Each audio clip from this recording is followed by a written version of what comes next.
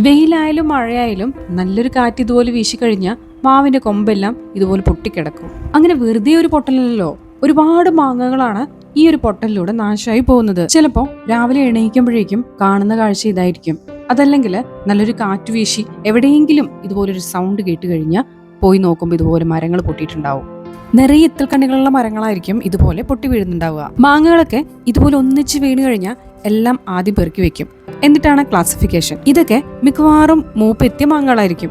അതുകൊണ്ട് പൊട്ടാത്ത മാങ്ങയാണെങ്കിൽ കടയിൽ കൊടുക്കും, അതല്ലെങ്കിൽ പഴുപ്പിക്കാനായിട്ട് വെക്കും. പിന്നെ കുറച്ചുള്ളത് അയൽക്കാർക്കോ അല്ലെങ്കിൽ അടുത്തുള്ള കൂട്ടുകാർക്കൊക്കെ വിളിച്ചു കൊടുക്കും.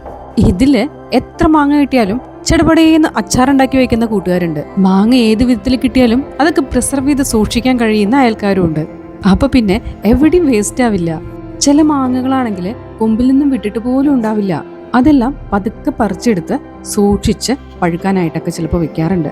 എന്നാൽ ഇങ്ങനെ വീഴുന്ന മാങ്ങ പഴുക്കാനായിട്ട് വെച്ചു കഴിഞ്ഞാൽ അത് പെട്ടെന്ന് കേടാവുകയും ചെയ്യും. ഇനി അടുത്ത പരിപാടി, ഈ കൊമ്പനെല്ലാം വെട്ടി ചെറുതാക്കി ഏതെങ്കിലും തെങ്ങിൻ ചോട്ടിൽ കൊണ്ടുപോയിട്ട് ഇടണം. അതാകുമ്പോൾ മാവിൻ്റെയിലേക്ക് വീണ് അതിനൊരു വളമാവുകയും ചെയ്യും. അങ്ങനെ വീണ മാങ്ങയെല്ലാം പെറുക്കി കൂട്ടലും കൊമ്പെല്ലാം വെട്ടി സൈഡാക്കലും എല്ലാം നിമിഷ നേരങ്ങൾ കൊണ്ട് കഴിയും. ദേ, നമുക്ക് ഇന്നത്തെ പൊട്ടലിൽ കിട്ടിയ മാങ്ങയാണിത്. എത്ര മാങ്ങ ഇതുപോലെ കേടുവന്ന് പോകുന്നതെന്നറിയോ? മൊത്തത്തില് ഒരു നഷ്ടക്കച്ചവട ഫീൽ.